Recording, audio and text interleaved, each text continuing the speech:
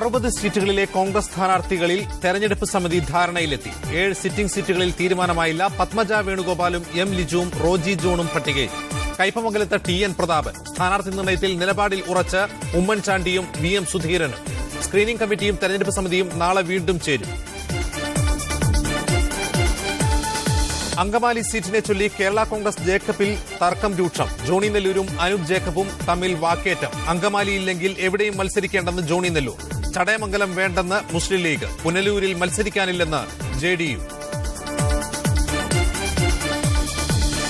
ഹൈദരാബാദ് സർവകലാശാലയിൽ വിദ്യാർത്ഥി സമരം ശക്തമാകുന്നു. സർവകലാശാല ഭരണകാര്യാലയം വിദ്യാർത്ഥികൾ ഉപരോധിച്ചു. രോഹിത് വെമുല സ്തൂപം പൊളിച്ചുമാറ്റാൻ അനുവദിക്കില്ലെന്ന് വിദ്യാർത്ഥികൾ. കൂട്ട അവധിയെടുത്ത അധ്യാപകർക്ക് കാരണം കാണിക്കൽ നോട്ടീസ് നൽകിയതിലും പ്രതിഷേധം. മഹാരാഷ്ട്രയിലെ ക്ഷേത്രങ്ങളിൽ സ്ത്രീകൾക്ക് പ്രവേശനം നൽകണമെന്ന് ബോംബെ ഹൈക്കോടതി. ക്ഷേത്രാരാധനയിൽ ലിംഗവിവേചനം പാടില്ല. സ്ത്രീകളുടെ ആരാധനാ സ്വാതന്ത്ര്യം സംരക്ഷിക്കണമെന്നും ഉത്തരവ്. വിധി ശനി ശിഗ്നാപൂർ ക്ഷേത്രപ്രവേശവുമായി ബന്ധപ്പെട്ട ഹർജി. മതിയായ യോഗ്യതയില്ലാത്ത 4 സർക്കാർ എഞ്ചിനീയറിംഗ് കോളേജ് പ്രിൻസിപ്പൽമാരെ ഉന്നത വിദ്യാഭ്യാസ വകുപ്പ് തരം താഴ്ത്തി. നടപടി അഡ്മിനിസ്ട്രേറ്റീവ് ട്രിബ്യൂണലിന്റെ നിർദ്ദേശത്തെ തുടർന്ന്. തീരുമാനത്തിനെതിരെ 9 സർക്കാർ എഞ്ചിനീയറിംഗ് കോളേജ് അധ്യാപകർ സമരത്തിൽ.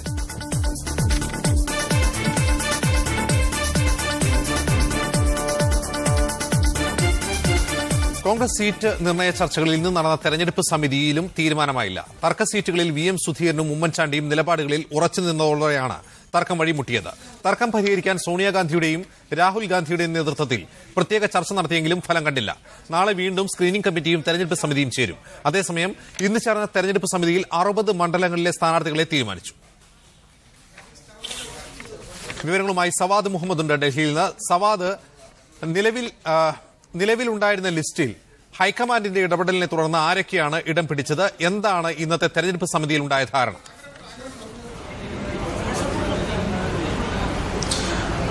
അജിംസ് 3 മണിക്ക് ആരംഭിച്ച തെരഞ്ഞെടുപ്പ് സമിതി ഏതാണ്ട് 6 മണിവരെയാണ് നീണ്ടുനിന്നത്. ഈ തെരഞ്ഞെടുപ്പ് സമിതിയിലാണ് 60 മണ്ഡലങ്ങളിലേക്കുള്ള സ്ഥാനാർത്ഥികളെ തീരുമാനിച്ചിരിക്കുന്നത്.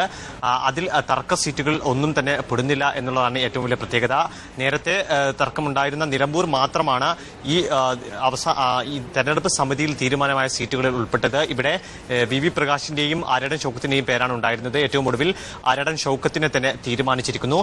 ബാക്കി 6 സിറ്റിംഗ് സീറ്റുകളിലും അതോടൊപ്പം തന്നെ ഘടകകക്ഷികളുമായി തർക്കത്തിലുള്ള സീറ്റുകളിലുമാണ് ഇനി തീരുമാനമാകാനുള്ളത്. ഏതാണ്ട് 22 സീറ്റുകൾ ഇതിൽ ഉൾപ്പെടും. 6 സിറ്റിംഗ് സീറ്റുകൾ ഒഴികെ ബാക്കി എല്ലാ സിറ്റിംഗ് സീറ്റുകളിലും സ്ഥാനാർത്ഥികളെ തീരുമാനിച്ചിട്ടുണ്ട്. ഈ 6 സിറ്റിംഗ് സീറ്റുകളിലാണ് VM സുധീരനും മുഖ്യമന്ത്രി ഉമ്മൻചാണ്ടിയും തമ്മിൽ രൂക്ഷമായ അഭിപ്രായ വ്യത്യാസം നിലനിൽക്കുന്നത്. ഇരിക്കൂർ, കോന്നി, തൃക്കാക്കര, തൃപ്പൂണിത്തറ, കൊച്ചി എന്നീ സീറ്റുകൾക്കൊപ്പം കണ്ണൂരും ഇതിൽ ഉൾപ്പെടുന്നു. കണ്ണൂരിൽ K സുരേന്ദ്രന്റെയും സതീശൻ പാച്ചേനിന്റെയും പേരാണ് ഇപ്പോഴുള്ളത്. ബാക്കി എല്ലാ സീറ്റുകളും ധാരണയായെങ്കിലും ഈ സീറ്റുകളിലാണ് ഇപ്പോഴും ധാരണയാകാനുള്ളത്. തെരഞ്ഞെടുപ്പ് സമിതിക്ക് ശേഷം രാഹുൽ ഗാന്ധിയുടെയും സോണിയാഗാന്ധിയുടെയും നേതൃത്വത്തിൽ പ്രത്യേക തർക്കപരിഹാര ചർച്ച നടന്നിരുന്നു. പക്ഷേ ഈ ചർച്ചയിലും VM സുധീരനും ഉമ്മൻചാണ്ടിയും തങ്ങളുടെ നിലപാടിൽ നിന്ന് ഒട്ടും പിന്നോട്ട് പോയില്ല. ഇതിനെ തുടർന്നാണ് ഈ ചർച്ച വഴിമുട്ടിയത്. ഇതിനെ തുടർന്ന് നാളെ വീണ്ടും സ്ക്രീനിംഗ് കമ്മിറ്റി യോഗം ചേർന്ന് കാര്യങ്ങൾ ചർച്ച ചെയ്ത് ഉച്ചയോടെ വീണ്ടും തെരഞ്ഞെടുപ്പ് സമിതി ചേരാനുള്ള ഒരു തീരുമാനമാണ് ഇപ്പോൾ ഉണ്ടായിരിക്കുന്നത്. ഏതായാലും ഇരുവരും തങ്ങളുടെ നിലപാടിൽ ഉറച്ചു നിൽക്കുന്നതോടെ പ്രശ്നപരിഹാരം എന്നുള്ളത് ഹൈക്കമാൻഡിന് മുന്നിൽ തലവേദനയായി മാറിയിരിക്കുകയാണ്. നാളെ നടന്ന ചർച്ചയിലും തീരുമാനമുണ്ടായില്ലെങ്കിൽ ഹൈക്കമാൻഡ് തീരുമാനം വിടുകയും, അതായത് സോണിയാഗാന്ധിക്ക് തീരുമാനം വിടുകയും അവർ ഒരു തീരുമാനം പ്രഖ്യാപിക്കുകയുമായിരിക്കും ചെയ്യുക.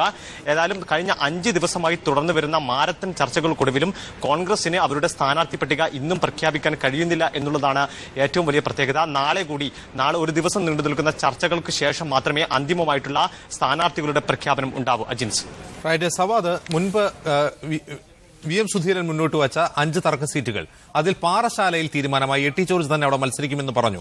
പക്ഷേ ഇന്നത്തെ ചർച്ചയിൽ കൂടുതലായി 2 മണ്ഡലങ്ങൾ കൂടി ആ ലിസ്റ്റിലേക്ക് വന്നിരിക്കുകയാണ്. ഒന്ന് കണ്ണൂരും വടക്കാഞ്ചേരിയും. എന്താണ് ഈ മണ്ഡലങ്ങളുടെ കാര്യത്തിൽ ഉണ്ടായത്? അത് ബോധപൂർവം ആരാണ് കോയിൻ ചെയ്തത് ഈ 2 മണ്ഡലങ്ങളിലെ തർക്ക വിഷയം? അജിംസ്, കണ്ണൂരിലെ തർക്കവിഷയം എന്ന് പറയുന്നത് ആരെ സ്ഥാനാർത്ഥിയാക്കണം എന്നുള്ളതാണ്. ഉദുമയിൽ മത്സരിക്കുകയാണെങ്കിൽ കണ്ണൂരിൽ കെ സുരേന്ദ്രന് സീറ്റ് നൽകണം എന്നുള്ള ഒരു നിർദ്ദേശം, ഒരു മാനദണ്ഡം നേരത്തെ തന്നെ കെ സുധാകരൻ മുന്നോട്ട് വെച്ചിരുന്നു. പക്ഷേ ഇവിടെ സതീശൻ പാച്ചിനിയുടെ പേരാണ് ശക്തമായി ഇപ്പോൾ ഉയർന്നു വരുന്നത്.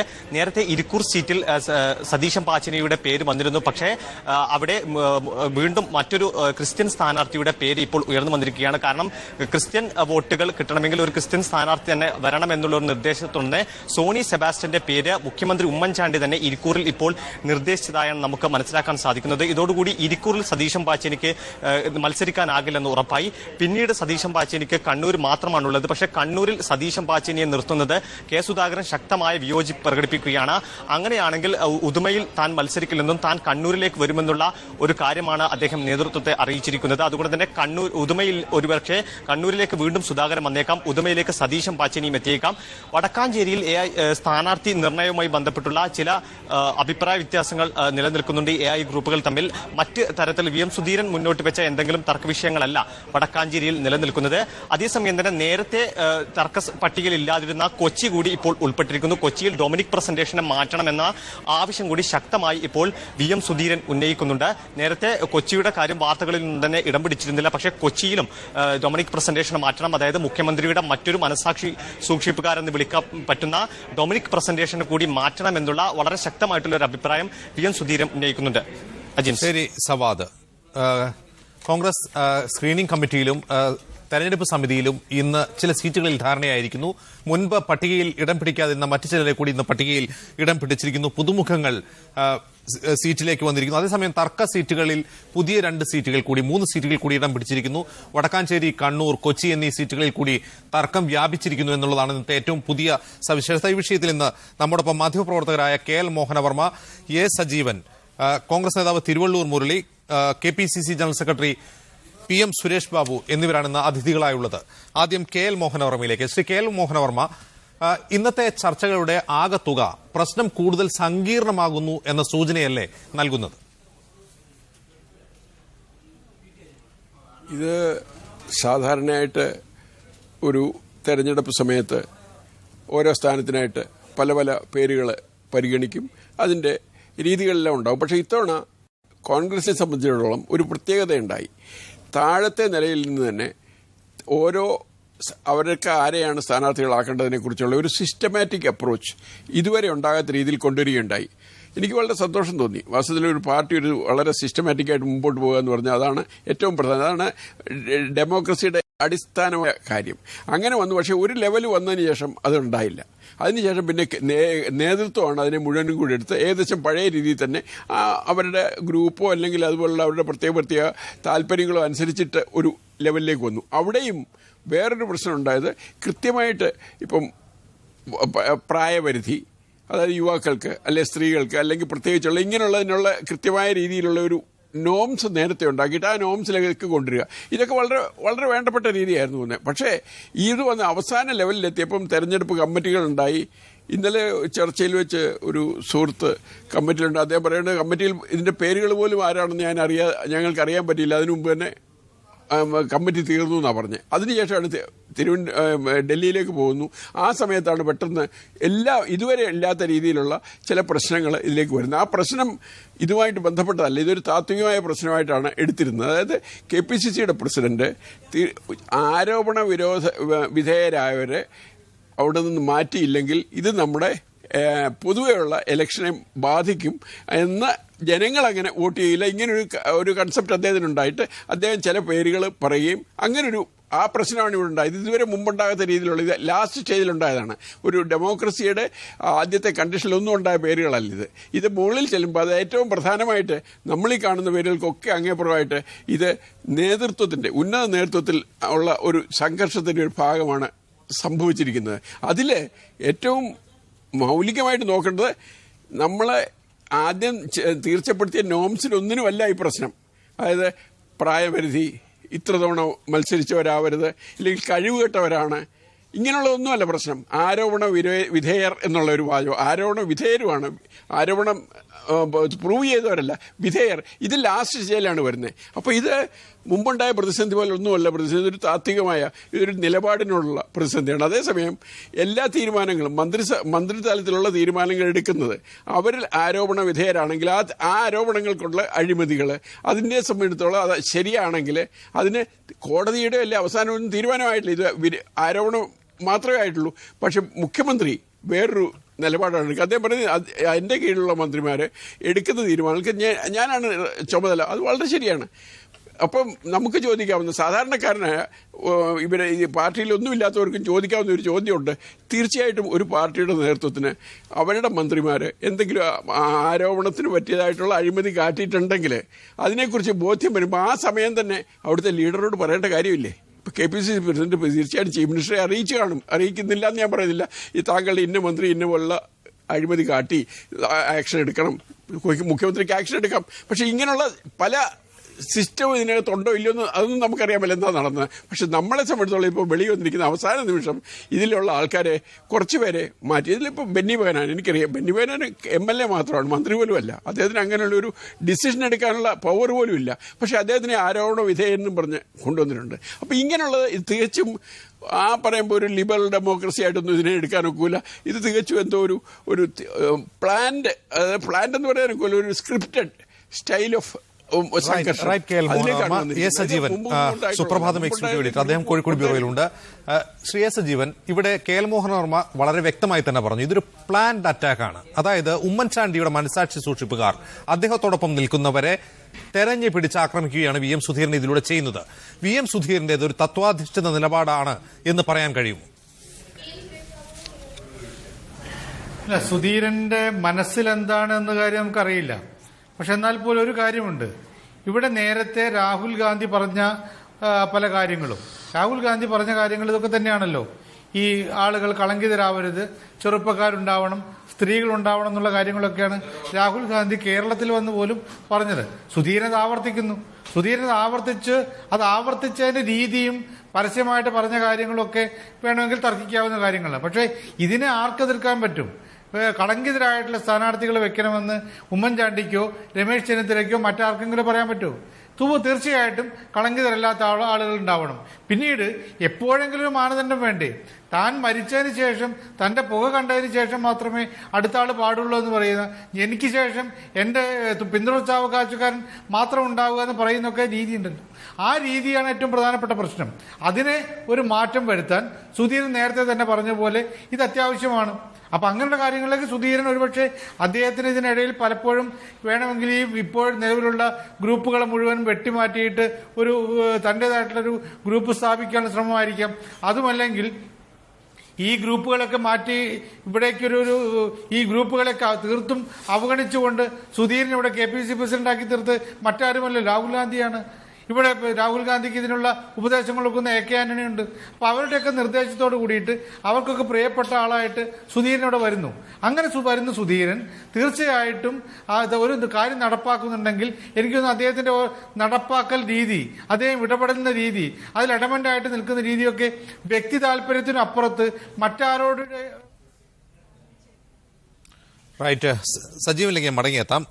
തിരുവള്ളൂർ മുരളിയുണ്ട്, കോൺഗ്രസ് നേതാവ്. ശ്രീ തിരുവള്ളൂർ മുരളി, താങ്കൾ കൂടി ചർച്ചയിൽ പങ്കെടുക്കുന്നു എന്ന വിവരം അഡ്വക്കേറ്റ് PM സുരേഷ് ബാബുവിന് അറിയില്ലായിരുന്നു. അദ്ദേഹം ചർച്ചയിൽ പങ്കെടുക്കാൻ എത്തിയതാണ്. പക്ഷേ കോൺഗ്രസിൽ നിന്ന് മറ്റൊരു നേതാവ് കൂടിയുള്ള സ്ഥിതിക്ക് താൻ ചർച്ചയിൽ തുടരില്ല എന്ന് അദ്ദേഹം അറിയിച്ചിട്ടുണ്ട്. അദ്ദേഹം ചർച്ചയിൽ നിന്ന് പിൻവാങ്ങുകയും ചെയ്തു. ഒരുപക്ഷെ അദ്ദേഹം സ്ഥാനാർത്ഥിയാണ്, അതുകൊണ്ടായിരിക്കാം ഒരുപക്ഷെ ആ ചർച്ചയിൽ നിന്ന് അദ്ദേഹം വിട്ടുനിൽക്കേണ്ടി വന്നു. തിരുവള്ളൂർ മുരളി, ഇന്നത്തെ സ്ക്രീനിംഗ് കമ്മിറ്റിയും തെരഞ്ഞെടുപ്പ് സമിതിയും പൂർത്തിയാകുമ്പോൾ 2 തർക്ക മണ്ഡലങ്ങൾ കൂടി അധികമായി VM സുധീരൻ ഉന്നയിച്ചിട്ടുണ്ട്. മുൻപ് 5 സീറ്റുകളെ കുറിച്ചാണ് തർക്കമുണ്ടായിരുന്നതെങ്കിൽ ഇപ്പോൾ 2 സീറ്റുകൾ കൂടി, കണ്ണൂരും വടക്കാഞ്ചേരിയും അതിൽ ഇടം പിടിച്ചിരിക്കുന്നു. ഒട്ടും പിടിവിടാതെ അയയാൻ തയ്യാറാവാതെയാണ് സുധീരന്റെ നിലപാട് എന്നല്ലേ ഇതിൽ നിന്ന് വ്യക്തമാവുന്നത്? എല്ലായിടത്തും തർക്കങ്ങൾ ഉണ്ടാകുമായിരുന്നു. VM സുധീരൻ KPCC പ്രസിഡന്റായി എന്ന ഒറ്റ കാരണം കൊണ്ടാണ് തർക്കങ്ങൾ ചുരുങ്ങിയ സീറ്റുകളിലേക്ക് മാറാൻ തന്നെ കാരണം. നേരത്തെ സൂചിപ്പിച്ച മാതിരി ഒരു പ്രത്യേക സാഹചര്യത്തിലാണ് ശ്രീ VM സുധീരൻ KPCCയുടെ പ്രസിഡന്റ് ആവുന്നത്.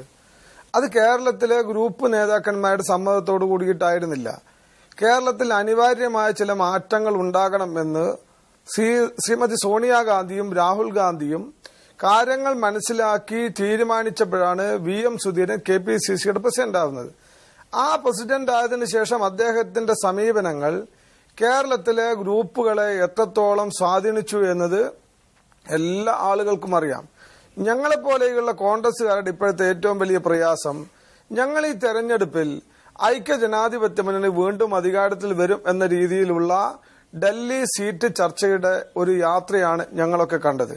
പക്ഷെ ദിവസങ്ങൾ കഴിയും തോറും കേരളത്തിൽ ഒരു തുടർഭരണം UDFന്റെ ഭാഗത്തു നിന്നും ഉണ്ടാകണമോ എന്ന ഒരു ആഗ്രഹം നേതാക്കന്മാർക്കുണ്ടോ എന്ന് പോലും സംശയിക്കുന്ന രീതിയിലാണ് കാര്യങ്ങൾ മുന്നോട്ട് പോകുന്നത്.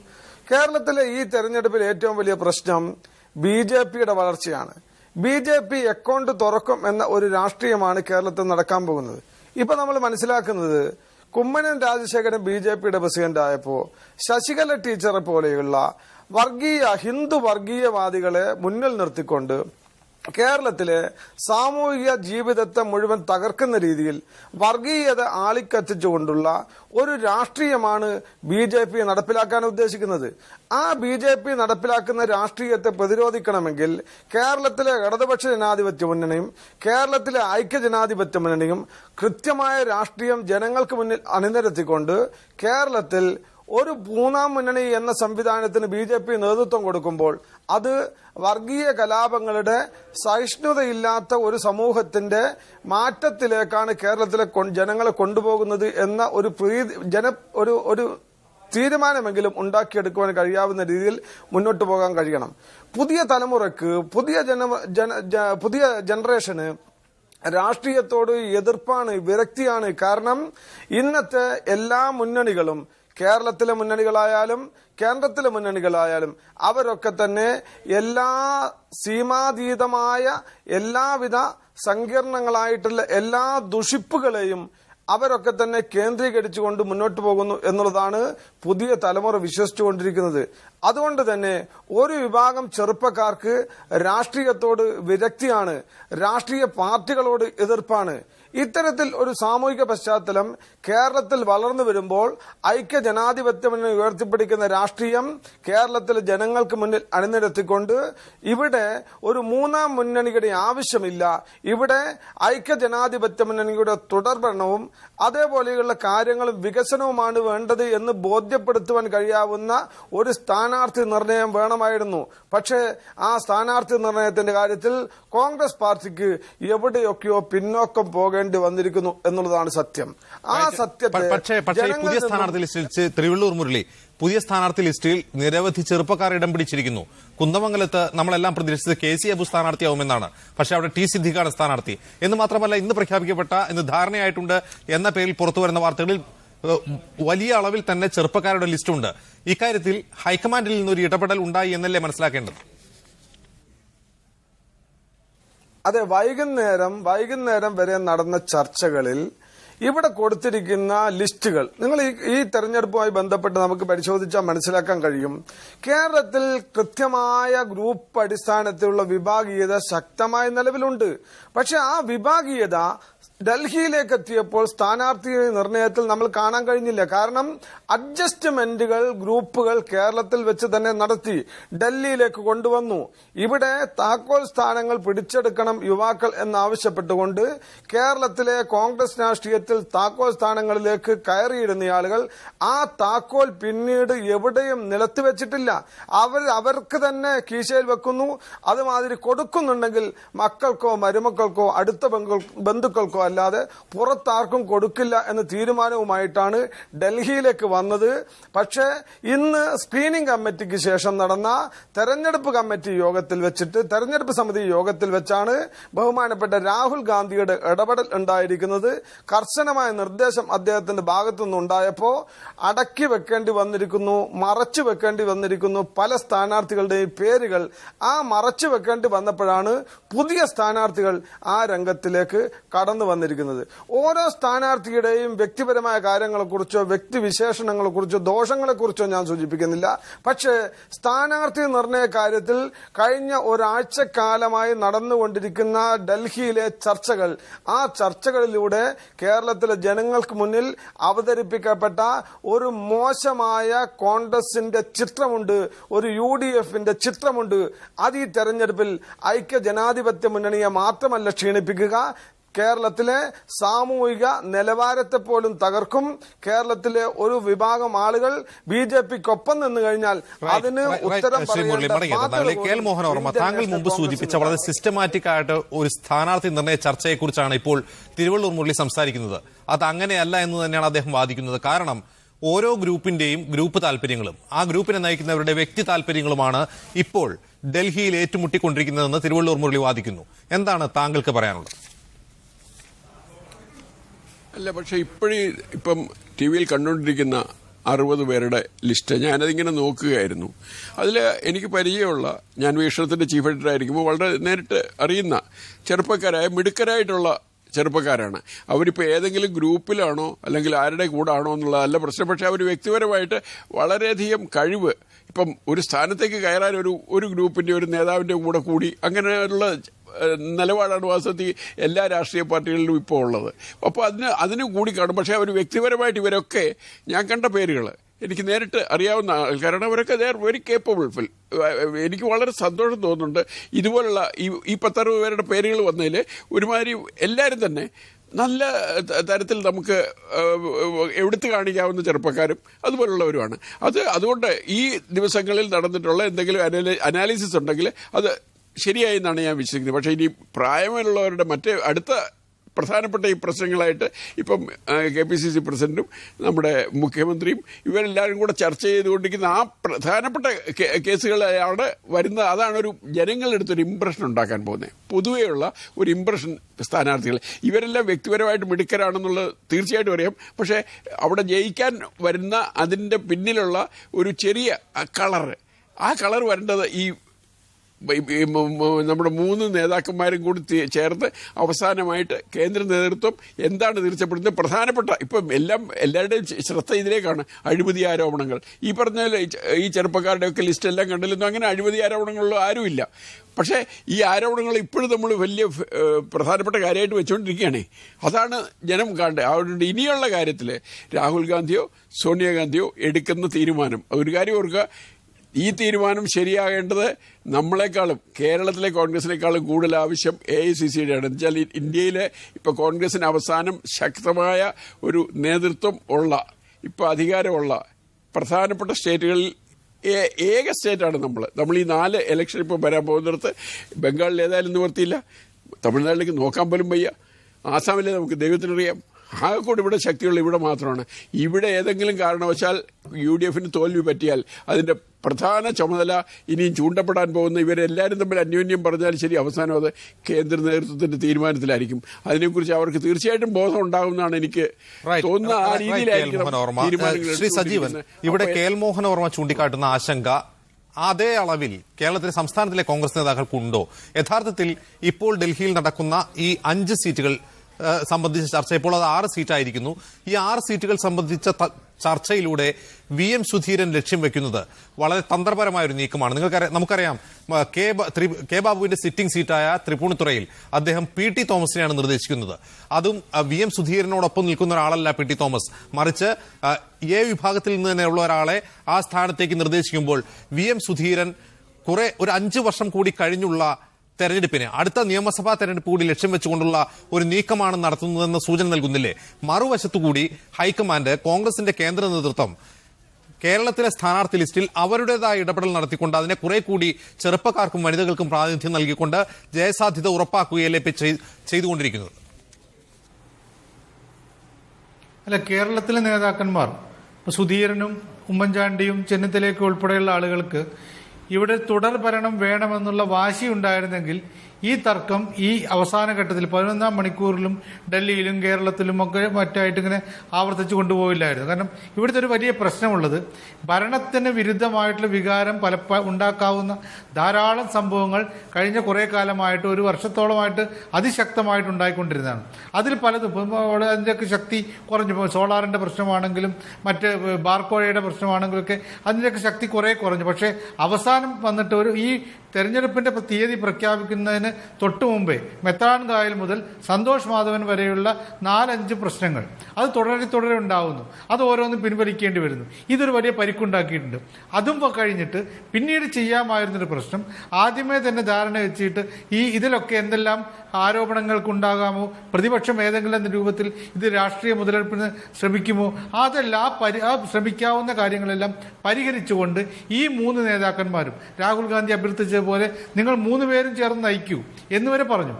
അവരെല്ലാവരും ചേർന്നിട്ട് അങ്ങനെ ഒരു തീരുമാനത്തിലേക്ക് പോയിരുന്നുവെങ്കിൽ വലിയ പ്രശ്നം ഉണ്ടാകുമായിരുന്നില്ല. ഇവിടെ അത് കഴിഞ്ഞ് ഇവിടെ ഈ കഴിഞ്ഞ കുറച്ച് ദിവസമായിട്ട് നേരത്തെ ശ്രീ മോഹൻ വർമ്മ പറഞ്ഞ പോലെ താഴെ തട്ടിൽ മുഴുവൻ എല്ലാ കാര്യങ്ങളും നന്നായിട്ട് പോയി. പക്ഷേ മുകളിലേക്ക് എത്തിയപ്പോഴോ KPCCയിലേക്ക് എത്തിയപ്പോഴേക്ക് പ്രശ്നമായില്ലേ? എല്ലാം പരസ്യമാവുന്നു. എല്ലാ അടിയും എല്ലാ ചർച്ചകളും ചർച്ചയല്ലല്ലോ, പരസ്പര തർക്കങ്ങളും കുതികാൽ വെട്ടുപോലും ഒക്കെ പുറത്തേക്ക് വരുന്നു. ഇങ്ങനെ ഒരു പ്രശ്നത്തിലേക്ക് പോയി. ഇതിപ്പോ ഡൽഹിയിലും എത്തിക്കഴിഞ്ഞു. ഇനി ഒരു വലിയ പ്രശ്നമുള്ളത് ഒരു കുടത്തിലെ ഭൂതത്തിൽ തുറന്നു വിട്ട അവസ്ഥയിലാണ് ഇപ്പോഴത്തെ കാര്യങ്ങൾ. ഇനിയിപ്പോ ഈ 7 സീറ്റുകളുടെ കാര്യത്തിൽ ഹൈക്കമാൻഡ് എന്ത് തീരുമാനമെടുത്താലും ഇപ്പൊ 2 തീരുമാനമുണ്ട്. ഒന്നുകിൽ സുധീരൻ പറഞ്ഞതിനോട് പൂർണ്ണമായിട്ട് നിഷേധിച്ചുകൊണ്ട് കോന്നിയിൽ അടൂർ പ്രകാശ് മത്സരിക്കുന്നു, തൃക്കാക്കരയിൽ ബെന്നി ബെഹനാൻ മത്സരിക്കുന്നു, ഇവിടെ തൃപ്പൂണിത്തുറയിൽ ബാബു മത്സരിക്കുന്നു, ഇങ്ങനെ ഓരോ ഇരിക്കൂറിൽ KC ജോസഫ് മത്സരിക്കും. ഇങ്ങനെ എല്ലാ കാര്യങ്ങളും അവർ അതൊക്കെ അതേപടി സ്റ്റാറ്റസ് കോ എന്ന രീതിയിലേക്ക് പോവുകയാണെങ്കിൽ പ്രശ്നമാവില്ല. സുധീരന് എങ്ങനെയാണ് ഇവിടെ വന്നിട്ട് തെരഞ്ഞെടുപ്പ് പ്രവർത്തനങ്ങളുടെ ചുക്കാൻ പിടിക്കാൻ പറ്റുക? തീർച്ചയായിട്ടും അദ്ദേഹം എന്ത് വാ തുറന്നാൽ ഉടൻ പ്രതിപക്ഷം അത് ആയുധാക്കും. അതൊരു പ്രശ്നം. ഇനി ഇതുവരെയൊക്കെ മാറ്റിയെന്ന് വെക്കുക, മാറ്റിക്കഴിഞ്ഞാലും പ്രശ്നമാണ്. ഇവരെ മാറ്റിക്കഴിഞ്ഞാൽ ഇതിന്റെ ഒരു ഇമ്പാക്ട്, ഇതിന്റെ ഒരു കൊതിക്കറിവ്, ഇതിന്റെ ഒരു പ്രതികാര ചിന്ത തീർച്ചയായിട്ടും ഉണ്ടാകുമെന്ന് ഇവിടെ കോന്നിന്നൊക്കെയുള്ള പ്രശ്നങ്ങൾ നമുക്കറിയാലോ. അടൂർ പ്രകാശിനെ നിർബന്ധമായിട്ടും വെക്കണം എന്ന് പറയുന്ന കുറെ ആളുകൾ രാജ്യഭീഷണി ഉയർത്തുന്നു. അടൂർ പ്രകാശിനെ വെച്ച് കഴിഞ്ഞാൽ ഞങ്ങൾ മൊത്തമായിട്ട് രാഷ്ട്രീയം ഉപേക്ഷിക്കും എന്ന് പറഞ്ഞ കുറെ നേതാക്കന്മാർ അങ്ങനെ പറയുന്നു. അപ്പൊ ഇതിന്റെയൊക്കെ ഇമ്പാക്ട് ഉണ്ടാവും. ഇത്രയും കാര്യങ്ങൾ അത് 7 സീറ്റുകളിൽ മാത്രമല്ല മറ്റു പല സ്ഥലങ്ങളിലും ഉണ്ടാവാനുള്ള സാധ്യതയുണ്ട്. അതിനെങ്ങനെ പരിഹരിക്കാമെന്നുള്ളതാണ് പ്രധാനമായിട്ടുള്ളത്. ഇപ്പൊ മറ്റുള്ള കാര്യങ്ങൾ ഇപ്പൊ ബാക്കി പല സ്ഥലങ്ങളിലും ഇപ്പോൾ കുന്നമംഗലത്ത് KC അബുവിനെ തീരുമാനിച്ചു നേരത്തെ സ്ക്രീനിങ് കമ്മിറ്റി. അത് വേണ്ട എന്ന് പറഞ്ഞിട്ട് സിദ്ദിഖിനാക്കി. അതൊക്കെ സത്യം പറഞ്ഞാൽ കുറെ കൂടി, ഞാൻ വ്യക്തികളിലേക്കല്ല പോകുന്നത്, ഇവിടെ കുറെ കൂടി ജയസാധ്യത. അപ്പം നിലമ്പൂർ മണ്ഡലത്തിൽ എന്നോട് അഭിപ്രായം ചോദിച്ചു കഴിഞ്ഞാൽ VV പ്രകാശ് വളരെ നല്ല സമർത്ഥനായ, വളരെ കാലത്തെ പ്രവർത്തന പരിചയമുള്ള ഒരു കാൻഡിഡേറ്റാണ്. അദ്ദേഹം ഒരു നേതാവാണ്. അദ്ദേഹത്തിനെ കാൻഡിഡേറ്റ് ആക്കുകയാണ് വേണ്ടത്. എ ഗ്രൂപ്പിന് വേണ്ടി ചോരയും നീരും ഒക്കെ കൊടുക്കാൻ തയ്യാറായിട്ട ആളാണ്. പക്ഷേ അവിടെ VV പ്രകാശിനെ സ്ഥാനാർത്ഥിയാക്കിയാൽ തീർച്ചയായിട്ടും അത് ആര്യാടന്റെ ഒരു പ്രതിഷേധത്തോടു കൂടിയാണെങ്കിൽ തോൽക്കുമെന്നുള്ള കാര്യത്തിൽ 100 തരം. അവിടെ ഇപ്പോഴത്തെ അവസ്ഥയിൽ ആര്യാടനെ വെല്ലുവിളിച്ചുകൊണ്ടൊരു സ്ഥാനാർത്ഥിയെ നിർത്തി മത്സരിപ്പിക്കാൻ കഴിയില്ല. അതുകൊണ്ടെടുത്ത തീരുമാനം വളരെ കറക്റ്റാണ്. അവിടെ ആര്യാടൻ ഷൗക്കത്ത് ഉണ്ടാവുന്നത്. ഇങ്ങനെ ഓരോ മണ്ഡലങ്ങളിലും ഇപ്പോഴെടുത്തുള്ള കാര്യങ്ങളൊക്കെ പലതും നല്ലതാണ്. ഈ വരുത്തിയ മാറ്റങ്ങൾ അത് സത്യം പറഞ്ഞാൽ രാഹുൽ ഗാന്ധിയുടെ ഇടപെടലാണ്. ഇത് നേരത്തെ വേണ്ടിയിരുന്നു. ഇവിടെ ഒരു തർക്കമുണ്ടാക്കി പല്ലിനകത്തുള്ള സാധനങ്ങളൊക്കെ കുത്തി മറ്റുള്ളവരെ മണപ്പിച്ച് കഴിഞ്ഞതിന് ശേഷം ഇനി ഇത് പരിഹരിക്കാൻ ശ്രമിച്ചാലും അത് പരിക്കായി മാറുമെന്നുള്ള കാര്യത്തിൽ എനിക്കൊരു സംശയവുമില്ല. അവിടെ രാഹുൽ ഗാന്ധിക്ക് അല്ലെങ്കിൽ കോൺഗ്രസ് ഹൈക്കമാൻഡ് വലിയ പരാജയം സംഭവിച്ചു. ഈ 3 നേതാക്കന്മാരോടും ഒരു ചർച്ചയിൽ വെച്ച് നിങ്ങൾ 3 പേരും ഈ തൽക്കാലം തെരഞ്ഞെടുപ്പ് കഴിയുന്നവരെ തമ്മിൽ തല്ലാതിരിക്കണമെന്നൊക്കെ ഒരു ഭംഗിവാക്ക് പറഞ്ഞു പോയാൽ ഇവർ ഒരുമിച്ച് നിൽക്കുമെന്ന് വിചാരിച്ചത് ഏറ്റവും വലിയ മൗഢ്യമായിരുന്നു. ആ മൗഢ്യത്തിന്റെ ഒരു പ്രശ്നമാണ് ഇപ്പോൾ ഈ 7 മണ്ഡലങ്ങളിലെ തർക്കമായിട്ട് നിൽക്കുന്നത്. ഈ തർക്കത്തിന് പകരം അത് തുടക്കത്തിൽ തന്നെ ഞങ്ങൾ ഇന്ന സ്ഥാനാർത്ഥികളെ ഇന്ന സ്ഥലങ്ങളിലേക്ക് തീരുമാനിച്ചു എന്ന് ഹൈക്കമാൻഡ് പറഞ്ഞാൽ മതി, രാഹുൽ ഗാന്ധി പറഞ്ഞാൽ മതി. അതിനെ ചെറുക്കാനും അതിനെതിരെ മുദ്രാവാക്യം വിളിക്കാനും അതിനെതിരെ പോസ്റ്റർ പതിക്കാനും ഇവിടെ ആർക്കും ശക്തി വരില്ല. എത്ര ദുർബലമാണ് കോൺഗ്രസ് ഹൈക്കമാൻഡ് എന്ന് പറഞ്ഞാൽ പോലും അതിനൊക്കെ വെല്ലുവിളിക്കാനുള്ള ശക്തിയും ഈ 5 സീറ്റുകൾ ഇപ്പോൾ 7 സീറ്റായി മാറിയ 7 തർക്ക സീറ്റുകൾ ഈ ഒരു ഐസ്ബർഗിന്റെ ടിപ്പ് മാത്രമാണ് എന്ന് സൂചിപ്പിക്കുന്നതാണ് മറ്റ് ചില ജില്ലകളിലെ പ്രശ്നങ്ങൾ. ശ്രീ തിരുവള്ളൂർ മുരളി, കെ സുധാകരൻ എന്ന കണ്ണൂർ ജില്ലയിലെ കോൺഗ്രസിന്റെ പടക്കുതിരയ്ക്ക് ഒരു സീറ്റിന് വേണ്ടി കാസർഗോഡ് ജില്ലയിലെ ഉദുമയിൽ നിന്ന് മത്സരിക്കേണ്ടി വരുന്നു.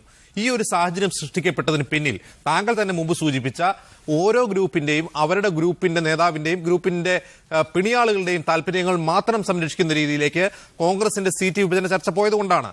ഈ സാഹചര്യത്തിൽ കണ്ണൂർ ജില്ലയിലെങ്കിലും എന്താകും കോൺഗ്രസിന്റെ ഭാവി?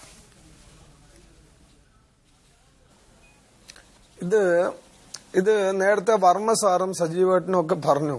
ഈ താഴേക്കടയിൽ നിന്നുള്ള ചർച്ചകളിലൂടെയാണ് സ്ഥാനാർത്ഥികൾ നിർണയിച്ചതെന്ന്. എനിക്ക് സങ്കടം തോന്നുന്നത് ഇവരൊക്കെ വിശ്വസിക്കുന്ന രീതിയിൽ വിശ്വസിപ്പിക്കാൻ കഴിയാവുന്ന രീതിയിലുള്ള കാര്യങ്ങൾ നടത്താൻ ഞങ്ങളുടെ നേതാക്കന്മാർക്ക് കഴിഞ്ഞു എന്നുള്ളതാണ്. മണ്ഡലം കോൺഗ്രസ് കമ്മിറ്റി പ്രസിഡന്റ് വരെയുള്ള ഞങ്ങളുടെ പാർട്ടിയിലെ ഭൂരിപക്ഷം വരുന്ന ആളുകളെയും തീരുമാനിക്കുന്നത് ഗ്രൂപ്പ് അടിസ്ഥാനത്തിൽ തന്നെയാണ്. ഓരോ പ്രദേശത്തെ സ്ഥാനാർത്ഥികളെ നിർദ്ദേശിക്കാൻ ആവശ്യപ്പെട്ടിരിക്കുന്നത് മണ്ഡലം Congress president, block Congress president, DCC ഭാരവാഹികൾ, അങ്ങനെ നേതൃനിരയിലുള്ള ആളുകളോട്. ഇവരാരോടാണ് നിർദ്ദേശിക്കേണ്ടത്? ഗ്രൂപ്പുകൾ നിർദ്ദേശിച്ച KPCCയുടെ ഭാരവാഹികളോടും DCC പ്രസിഡന്റിനോടും. ഏതെങ്കിലും ഒരു സ്ഥലത്ത് ഗ്രൂപ്പ് തീരുമാനപ്രകാരം നിർദ്ദേശിക്കുവാൻ അവരുടെ ഗ്രൂപ്പുകാരായ മണ്ഡലം പ്രസിഡന്റുമാരോടും നേതാക്കന്മാരോടും പറഞ്ഞിരിക്കുന്ന ആളുകളോട് നിർദ്ദേശിച്ചിരുന്നില്ല എങ്കിൽ അവൻ ആ ഗ്രൂപ്പിൽ നിന്ന് പുറത്താകുമായിരുന്നു. അങ്ങനെ കുറെ ആളുകളെ സ്ഥാനാർത്ഥിത്വത്തിൽ നിന്നും വെട്ടിമാറ്റുന്നതിന് വേണ്ടിയിട്ടാണ് ഈ ഒരു പുതിയ സിദ്ധാന്തം അവതരിപ്പിച്ചത്. ഇപ്പൊ എന്നോട് ചോദിച്ചിരിക്കുന്ന ഏറ്റവും പ്രധാനപ്പെട്ട ഒരു ചോദ്യം, കണ്ണൂരിൽ കെ സുധാകരന് എന്തുകൊണ്ട് കാസർഗോഡ് ജില്ലയിലേക്ക് മാറേണ്ടി വന്നു എന്നുള്ളതാണ്. അത് മനസ്സിലാക്കണമെങ്കിൽ കേരളത്തിലെ ഇപ്പോഴത്തെ ഗ്രൂപ്പ് സമവാക്യത്തെക്കുറിച്ച് നാം മനസ്സിലാക്കണം. കേരളത്തിൽ ഇന്ന് രമേശ് ചെന്നിത്തല നേതൃത്വം കൊടുക്കുന്ന വിശാല I വിഭാഗവും A വിഭാഗവും നിലനിൽക്കുക. എവിടെയാ വിശാല I വിഭാഗം വന്നത്? മൂന്നാം ഗ്രൂപ്പ് തിരുത്തൽവാദികൾ എന്ന് പറയുന്ന രമേശ് ചെന്നിത്തലയോടൊപ്പം ഉണ്ടായിരുന്ന ആളുകൾക്കൊപ്പം കോൺഗ്രസിലെ പഴയകാലത്തെ എല്ലാ I വിഭാഗങ്ങളെ കൊണ്ടുപോയി ലയിപ്പിച്ചപ്പോൾ PP തങ്കച്ചൻ നേതൃത്വം കൊടുത്ത കെ സുധാകരനും EM അഗസ്റ്റിയും VS ശിവകുമാറും അതുപോലെ തന്നെ 8ഓളം DCC പ്രസിഡന്റുമാരും അടങ്ങുന്ന ഒരു വിഭാഗവും പത്മജ വേണുഗോപാലും K മുരളീധരനും ഒക്കെ അടങ്ങുന്ന ഒരു വിഭാഗവും മൂന്നാം ഗ്രൂപ്പിന്റെ തിരുത്തൽവാദികളുടെ ആളുകൾക്കൊപ്പം ലയിച്ചപ്പോ രമേശ് ചെന്നിത്തല I വിഭാഗത്തിന്റെ നേതാവായി. I വിഭാഗത്തിന്റെ നേതാവായി I ഗ്രൂപ്പിന്റെ ആളായി പ്രഖ്യാപിക്കപ്പെട്ടു എന്ന് തോന്നിയപ്പോ രമേശ് ചെന്നിത്തലക്ക് സ്വാധീനമുള്ള ജനപിന്തുണയുള്ള കോൺഗ്രസ് ബന്ധമുള്ള കോൺഗ്രസ് പിന്തുണയുള്ള ഒരാളെപ്പോലും ആ ഗ്രൂപ്പിൽ നിലനിർത്താൻ താല്പര്യമില്ല. അദ്ദേഹത്തിന് ഭയമാണ്. അദ്ദേഹത്തിന് I ഗ്രൂപ്പിൽപ്പെട്ട നേതാക്കന്മാരെ കെ സുധാകരന് ഭയമാണ്. കെ സുധാകരനെ പോലെ ജനപിന്തുണയുള്ള സ്വാധീനമുള്ള നേതാക്കന്മാരെ ഭയമാണ്. അതുകൊണ്ടാണ് കണ്ണൂർ ജില്ലയിൽ കണ്ണൂരിൽ അബ്ദുള്ളക്കുട്ടി എന്ന് പറയുന്ന സ്ഥാനാർത്ഥിയെ കോൺഗ്രസ് അവതരിപ്പിക്കുമ്പോൾ കെ സുധാകരനും കണ്ണൂരിലെ കോൺഗ്രസുകാരും പറഞ്ഞ ഒരു രാഷ്ട്രീയമുണ്ടായിരുന്നു. കമ്മ്യൂണിസ്റ്റ് മാർക്സിസ്റ്റ് പാർട്ടി വിട്ടുകൊണ്ട് ഒരു MLAയോ ഒരു MPയോ മറ്റൊരു നേതാവോ കടന്നു വരുമ്പോൾ സംരക്ഷിക്കപ്പെടുന്നു എന്ന് ബോധമുണ്ടാകുമ്പോഴേ കോൺഗ്രസ് പാർട്ടിയിലേക്ക് ആള് വരൂ. ആള് വരുത്തുക, പാർട്ടി വലുതാക്കുക എന്നുള്ളതായിരുന്നു കെ സുധാകരനെ പോലെയുള്ള ആളുകൾ നടപ്പിലാക്കിയ രാഷ്ട്രീയമെങ്കിൽ ഇവിടെ ശ്രീ രമേശ് ചെന്നിത്തല നടപ്പിലാക്കുന്ന രാഷ്ട്രീയം എങ്ങനെയെങ്കിലും കേരളത്തിന്റെ മുഖ്യമന്ത്രി സ്ഥാനത്തെത്തുക. ആ മുഖ്യമന്ത്രി സ്ഥാനത്തേക്ക് എത്തുന്നതിന് വേണ്ടി തനിക്ക് ലഭിക്കാവുന്ന വഴികളൊക്കെ ഉപയോഗിച്ചുകൊണ്ട് ആ വഴികളിൽ എനിക്കൊപ്പം നിൽക്കുന്ന ആളുകളെ കൂടെ കൂട്ടുകയും എപ്പോഴൊക്കെ വെട്ടാൻ കഴിയുമോ അപ്പോഴൊക്കെ വെട്ടുകയും ആ രാഷ്ട്രീയമാണ് ഇപ്പൊ കേരളത്തിൽ നടന്നുകൊണ്ടിരിക്കുന്നത്. അതിന്റെ ഏറ്റവും വലിയ ഉദാഹരണമാണ് ഇപ്പൊ സ്ഥാനാർത്ഥി നിർണയത്തിൽ വന്നിരിക്കുന്നത്. പഴയ കാലത്തെ തിരുത്തൽവാദികളൊക്കെ തന്നെ ഓരോ ജില്ലയിലും സ്ഥാനാർത്ഥികളായി പട്ടികയിൽ വന്നുകൊണ്ടിരിക്കുന്നു. കാലാകാലങ്ങളായി I വിഭാഗം എന്ന് അഭിമാനത്തോടുകൂടി പറഞ്ഞുകൊണ്ട് കെ കരുണാകരനോടൊപ്പം നിന്ന ആളുകൾ, പഴയകാലത്തെ I വിഭാഗത്തിന്റെ ആളുകൾ സ്ഥാനാർത്ഥി നിർണയത്തിൽ ഭൂരിപക്ഷം ജില്ലയിലും ഒരാളെ പോലും പേര് പറയാനില്ലാത്ത വിധം തകർന്ന് തരിപ്പണമാക്കിയിരിക്കുന്നു. ഇപ്പോ രമേശ് ചെന്നിത്തല നേതൃത്വം കൊടുക്കുന്ന മടങ്ങിയെത്താം അതിഥികളിലേക്ക് ഒരു ചെറിയ ഇടവേളയ്ക്ക് ശേഷം.